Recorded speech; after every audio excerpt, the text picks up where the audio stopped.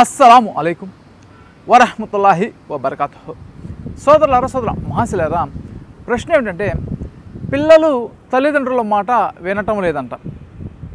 ఒక ఇంట్లో ఒక తల్లి ఉంది, ఆ తల్లి మాట పిల్లవాడు వినటం లేదు, తండ్రి చెప్పిన మాట కూడా వినటం లేదు, చదవమంటే చదువుకోవటం లేదు, పనికి పొమ్మంటే పనికి పోవటం లేదు. దీనికి గల కారణాలు ఏమిటి తెలియచేయండి, దీనికి ఇస్లాం చెప్పేటటువంటి పరిష్కారం అనేది ఏమిటి తెలియచేయండి అని మనల్ని అడిగినటువంటి ప్రశ్న. అయితే నేను కూడా చాలామందిని చూస్తూ ఉన్నాను. పిల్లలు చెడు అలవాట్లకు బానిస అనేది అవుతూ ఉన్నారు, చదువుకోవటం లేదు. కానీ దేవుడు పిల్లలని, సంతానాన్ని ఇవ్వడం అనేది మనకి ఒక మంచి వరం లాంటిది, అదృష్టం. ఎందుకంటే మన పిల్లలతో మనకి ఆనందం కలిగిస్తూ ఉంది, ఒక భరోసా అనేది ఉంటుందన్నమాట. రేపు పెద్ద అయితే మనం వృద్ధాప్యంలో ఉన్నప్పుడు పిల్లలు మనల్ని చూసుకుంటారు అని. అయితే ఇంతకుముందు జనరేషన్ వరకు ఈ విధంగానే ఉన్నింది. ఇప్పుడు రాబోయేటటువంటి జనరేషను, ఇప్పుడు ఉన్నటువంటి జనరేషన్ ఏంటంటే చెడు అలవాట్లకు బానిస అయిపోవడం, చదువు పట్ల శ్రద్ధ లేకపోవడం, జీవితం పట్ల భయం లేకపోవడం, జీవితం అంటే ఏమిటో తెలుసుకోలేకపోవడం అనేది సర్వసాధారణంగా మనం చూస్తూ ఉన్నాం. దీనికి గల కారణం ఏంటంటే మనం ఒక పిల్లలకి నీతి వాక్యాలు అనేది చెప్పటం లేదు.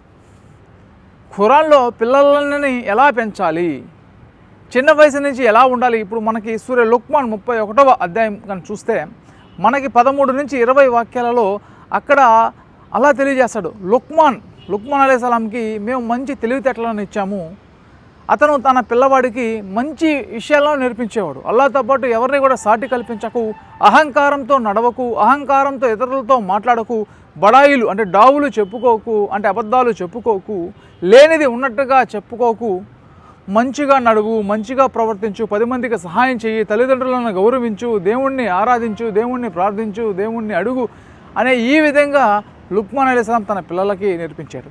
అదే కాదు, చాలామంది ప్రవక్తలు చిన్న వయసు నుంచి నీతి వాక్యాలు నేర్పించేవాళ్ళు.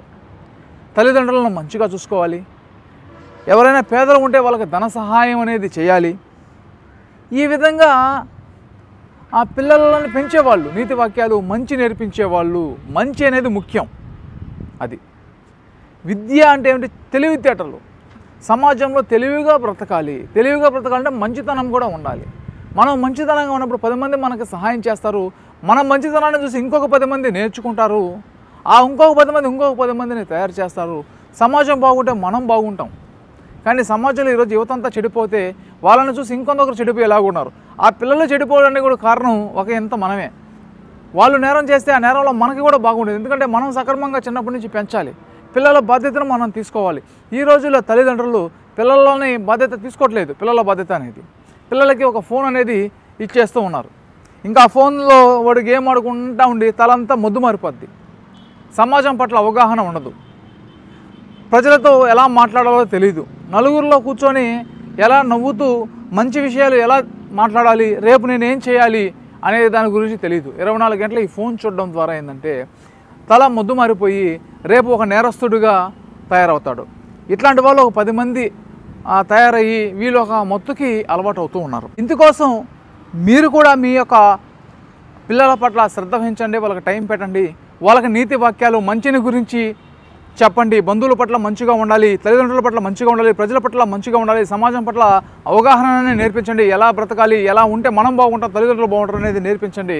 అప్పుడు మీకు మీ తల్లిదండ్రులకు మంచిది. ఇది ఖురాన్ ఇచ్చేటటువంటి సలహా. అయితే సోదరులారా, మహాశిలారా, మీకు అర్థమైందని నేను అనుకుంటున్నాను. మీకు కూడా ఇస్లాంకు సంబంధించి ఎటువంటి సందేహం ఉన్నా సరే ఇక్కడ కనిపిస్తున్నటువంటి 8185038386 ఈ యొక్క వాట్సాప్ నెంబర్కి మీరు మెసేజ్ పంపిస్తే మీకు సమాధానం చెప్పడం అనేది జరుగుతుంది. ఇటువంటి మరిన్ని వీడియోలు తీసేందుకు నాకు నా యొక్క ఛానల్కి సహాయాన్ని అందించండి. ఇక్కడ కనిపిస్తున్నటువంటి ఫోన్పే, గూగుల్ పే నెంబర్కి మీరు తగినంత ప్రోత్సాహకారం అందిస్తే నేను ఇటువంటి మరిన్ని వీడియోలు తీసేందుకు నాకు కూడా చాలా మీరు సహాయం చేసిన వారుగా, అల్లా మార్గంలో డబ్బులు ఖర్చు పెట్టిన వారుగా అవడం అనేది జరుగుతుంది.